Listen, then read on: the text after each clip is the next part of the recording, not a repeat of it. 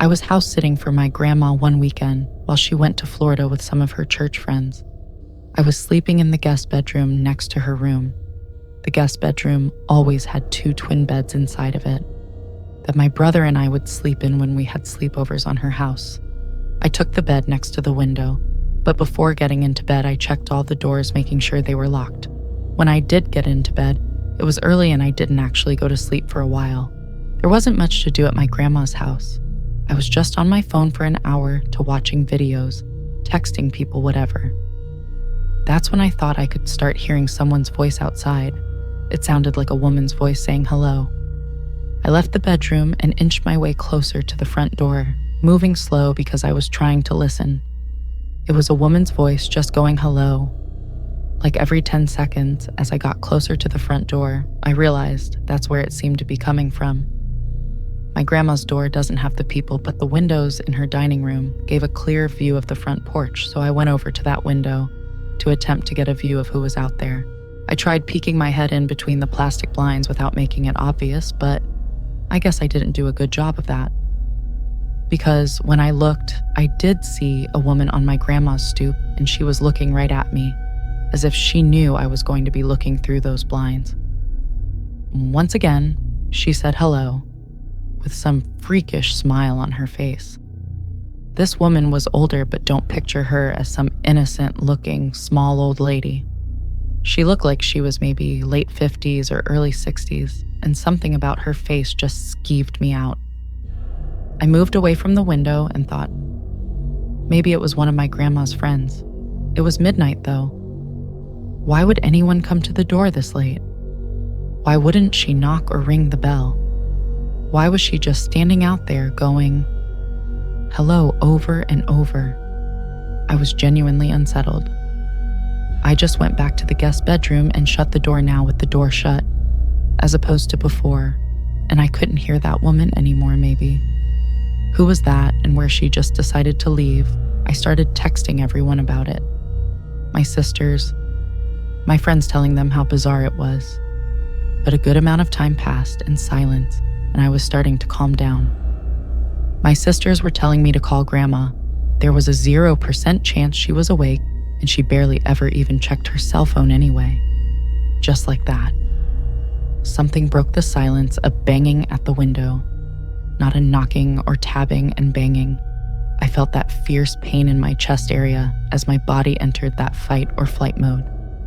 Shortly after the banging stops, I heard that familiar voice say, hello, with that boost of adrenaline. I guess I had the extra confidence to grab the blinds and push it up there. I was face to face with his horrifying older lady with only a thin layer of glass between us. I screamed at her smiling, gross face. I'm calling the cops. I pulled the blind back down and ran back outside to the living room. I looked around the house, then ran upstairs to box myself into the upstairs guest bedroom. I didn't want to actually call the cops. I don't know why. I wanted to just wait it out. I crawled into the bed in the upstairs guest bedroom and tucked myself under the covers.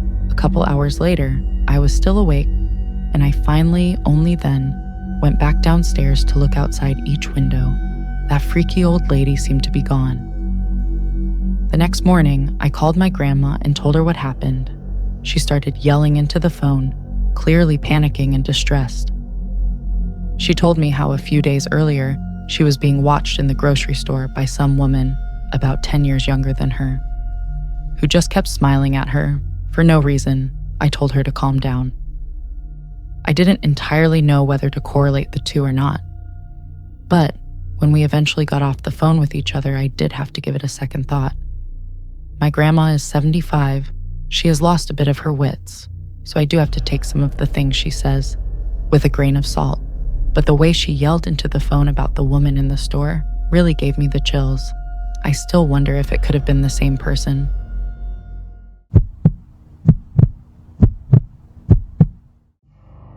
My name is Nicholas, currently a freshman at Syracuse University, which doesn't exactly sit in the safest area. They just went through a breakup with my first girlfriend, so I started getting back into the online dating scene. I was using that Hinge when I found some blonde girl named Stephanie who I really connected with. She also went to Syracuse. We both liked to read, to go to the movies. We even had the same sense of humor. I suggested we go on a movie date, and she said she loved to.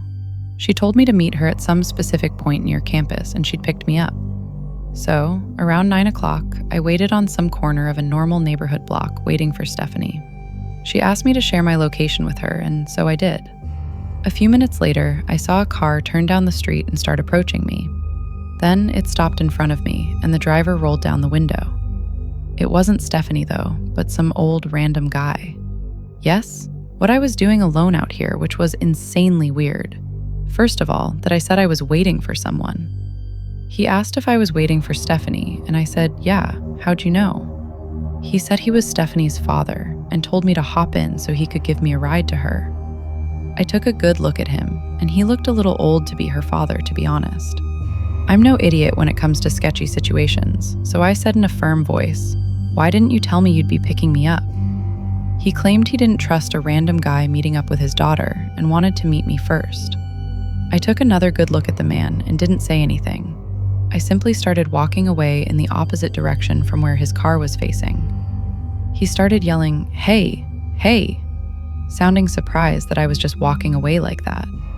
But I've heard way too many kidnapping stories to know where this could potentially go. I heard the guy's car moving, and I turned to make sure he wasn't doing a U-turn to follow me. I breathed a sigh of relief when he drove straight and turned left out of sight. I continued walking down the block towards campus. I got to the corner of the block. I was just about to make a turn when I noticed what I was pretty sure to be the same car the man was driving, just parked on the side of the road with the lights shut off. I briefly tried looking into the window as I passed, but the glass was tinted. I tried not making it obvious that I was suspicious and continued walking. I got a text from the so-called Stephanie person saying, "Why didn't you get in the car with my dad?" I ignored the text and continued walking. I kept looking back to see if the car would move. When he got to an intersection in the road, I turned right and then full unbooked it in the direction of campus. Surprisingly, I wasn't followed. I made it back to campus, out of breath, started walking to my dorm building. I felt like I heard footsteps following you, though I thought maybe I was being paranoid. When I heard a piece of broken glass being kicked by someone's shoe, I knew I was being tailed. I made a point of ducking down behind a van and stopping to give me time to listen for where the footsteps were coming. They were a few cars away from me, and I remembered I never stopped sharing my location with Stephanie. Or should I say that man?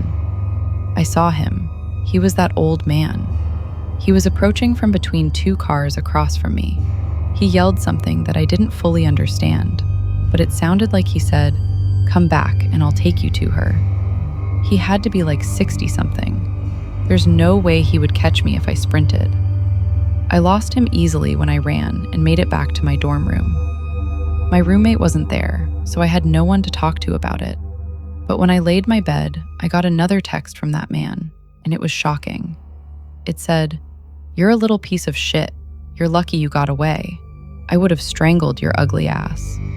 I still have the screenshot. I replied saying, "Thanks for the threat. It's going straight to the police." And I blocked his number.